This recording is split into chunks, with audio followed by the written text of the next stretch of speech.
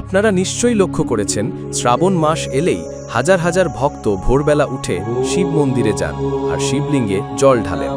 কিন্তু কেন? এই প্রশ্নের উত্তর লুকিয়ে আছে পুরাণের পাতায়।